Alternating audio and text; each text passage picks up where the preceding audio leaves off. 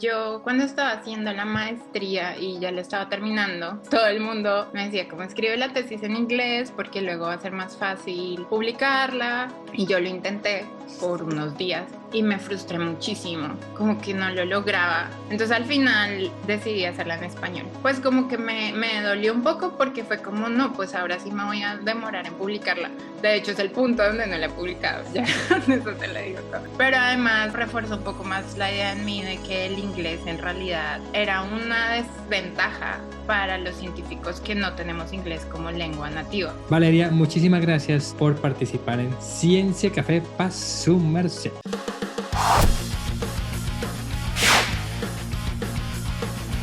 Cuéntanos dónde estás ahorita y qué estás haciendo. Estoy en Berkeley, California, hago un doctorado. Universidad de Berkeley, wow. Se dice que el idioma de la ciencia es inglés, o sea, en varios países hay que publicar en inglés, las revistas más reconocidas son en inglés. Entonces, ¿cuál es la razón de esto? Sí, de hecho, ahora el 98% de las publicaciones que salen en el mundo, que son como 2 millones de publicaciones anuales, son en inglés. Es decir, solo un 2% de publicaciones son en otros idiomas. Y esto tiene una razón histórica, no lingüística, como he escuchado a algunos decir. Y pues es la historia, digamos, primero del Imperio Británico y sus colonias. Digamos que hay como unas teorías que dividen la expansión del inglés en círculos. Entonces hay un primer círculo, que son los países que fueron colonizados, pero que también fueron asentamientos de europeos, que fue, por ejemplo, Estados Unidos, Australia. Luego están los países que también fueron colonizados por el Imperio Británico, pero fueron más bien asentamientos militares, como la India, Nigeria también, que tienen en este momento el inglés como un segundo idioma, un idioma vehicular. Y luego llamamos el tercer círculo, ¿no? Y el tercer círculo comienza con la expansión imperialista, digamos, de Estados Unidos. Lo primero que podemos ver, donde el inglés se consolidó un poco como un idioma mundial, fue después de la Primera Guerra Mundial. Se firmó un tratado que se llama el Tratado de Versalles, y en ese tratado se escribió y se firmó en 2 idiomas, en francés y en inglés. Y ahí fue como que se empezó, digamos que se consolidó el inglés como un idioma importante. Luego, ya en 1930 o así, en las escuelas en Europa se empezó a enseñar inglés como segundo idioma. Y ya para los 70, 80, la mayoría de revistas europeas pedían abstracts mínimo en inglés, y ya después de esto inclusive el texto completo en inglés. Y bueno, un poco aquí en Latinoamérica pues vemos esa historia marcada, sobre todo, bueno, comenzó desde hace mucho con las guerras, digamos, entre España y Estados Unidos.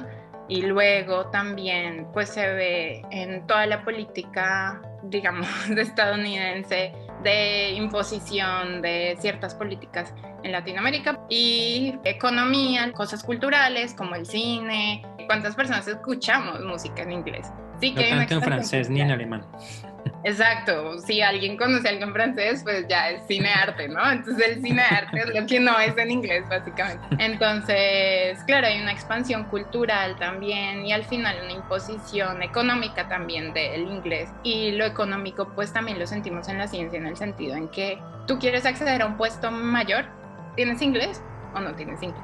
¿No? Entonces es como, al final es una imposición un poco que ha sido, yo diría, no sé, porque los historiadores no sé qué consideran lento o rápido en la historia, pero lentamente se ha impuesto el inglés en la historia, y ahora el inglés, pues por lo menos en la ciencia, es el idioma más utilizado. Tú publicaste recientemente un artículo que ha tenido mucho impacto, de hecho es uno de los más leídos. ¿De qué se trata este artículo y por qué ha sido tan leído en el mundo? Pues primero voy a decir que el artículo está publicado en inglés y en español. Tengo que decir que para mí primero fue una sorpresa, en el sentido en que es un poco intuitivo que el inglés es injusto, ¿no? O sea, como que tampoco fue como, no, descubriste algo. Nadie se atrevía a decirlo.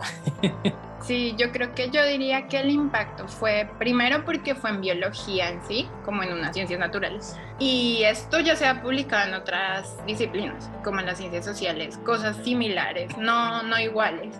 Y yo creo que también una novedad fue que yo lo cuantifiqué. También creo que fue el momento. Yo creo que el año pasado fue un momento de movilización, por lo menos en Estados Unidos, muy fuerte por el movimiento de la comunidad negra. Y eso, por lo menos en las universidades, puso a hablar mucho sobre diversidad en la ciencia, como quién puede acceder a la ciencia y quién no. Y entonces yo dije, pues queremos hablar de diversidad, pues nos toca hablar del inglés. El objetivo del estudio era pues entender las desigualdades que tenían los científicos colombianos al publicar en inglés, pero digamos en una mirada más global, pues era entender qué dificultades o cómo se abría la brecha también de producción científica entre los países del sur global, que tienen peor nivel de inglés, y los países del norte global, que tienen muy buen nivel de inglés o a veces inclusive son nativos en inglés, ¿no? Entonces yo un poco dividí el artículo en diferentes partes. Una de las preguntas es qué tanto las personas publican en inglés, qué tanto escriben en inglés y en español y qué tan difícil es escribir ciertas partes de un artículo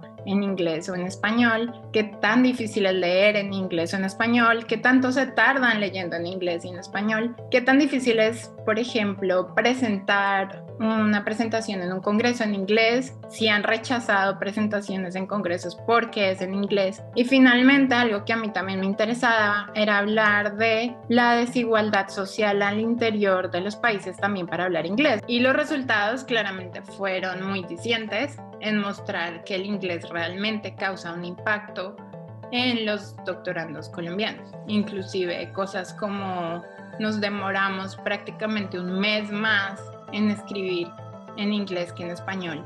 Un mes completo, sin contar que hay fines de semana, que hay horarios, sí, que uno no puede trabajar en el artículo. Y esto es un tiempo que podría ser usado para investigar. Y bueno, más allá también mantenemos la brecha socioeconómica en Colombia, ¿no? Porque el que puede hablar inglés, pues puede acceder, y el que no habla inglés, no accede. Entonces, ese también fue, como yo diría, la gran conclusión del estudio. Pero pues hay otras cosas bien interesantes, como gente que no va a congresos en inglés o no presenta en inglés por miedo. ¿Cuánta diversidad de ciencia nos estamos perdiendo? Es decir, cuántas personas no están siendo científicas por el inglés. Y eso a mí me impactó mucho cuando yo publiqué esto. Mucha gente se acercó a mí a contarme sus experiencias, que también emocionalmente son dolorosas.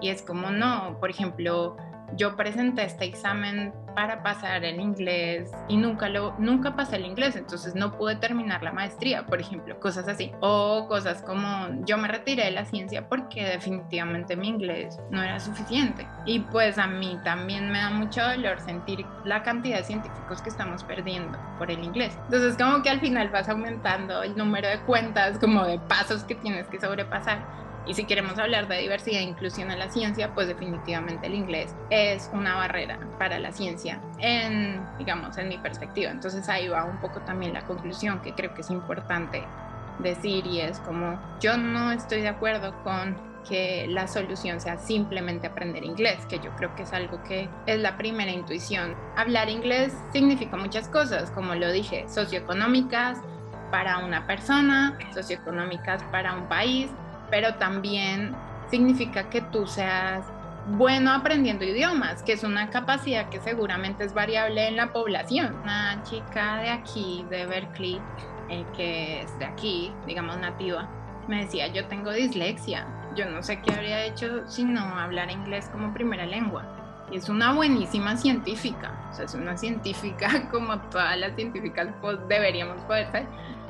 Pero ella decía, yo no puedo aprender ningún otro idioma, para mí es imposible. De hecho, fue difícil para mí aprender mi primer idioma por su condición.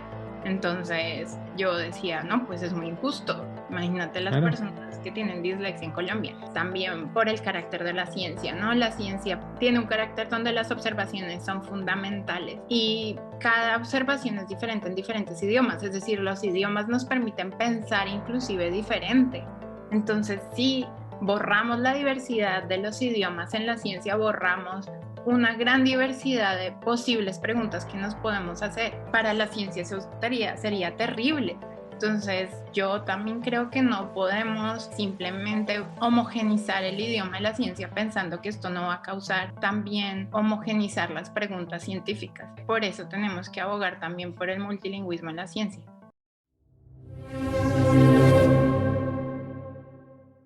Yo creo que hay varias cosas como traducir todo lo que hagamos, ojalá mínimo el abstract, pero si se puede el artículo completo, al idioma local. El lenguaje local es importante para la comunicación, ciencia y sociedad.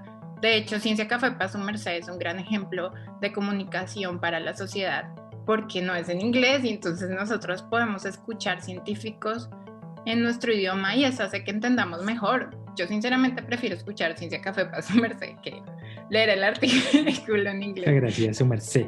Claro, hay revistas en español donde podemos publicar, pedir que sea obligatorio para los científicos internacionales que vienen aquí a investigar y que publican sobre especies colombianas, que también lo publiquen en español, porque pues esa especie colombiana vive en un lugar donde las personas hablan español. Anécdota científica. Me acuerdo porque en realidad sucedió hace como 2 semanas. Estaba en el Amazonas con un amigo buscando una serpiente y una avispa estaba como molestando. Entonces teníamos la linterna de cabeza y la avispa estaba como dando vueltas y yo tenía la serpiente y yo, por favor, tómame la foto. Y él, sí, pero apaga la linterna de cabeza porque te va a picar la avispa. Y yo, va. Entonces apagué la linterna y él tomó la foto y la avispa se fue al flash del celular, lo picó a él. Él terminó con una alergia terrible y él terminó en el hospital ese día. Bueno, terminamos porque yo lo acompañé. Bueno, Valeria, muchísimas gracias por haber participado en Ciencia Café. Ciencia para su merced.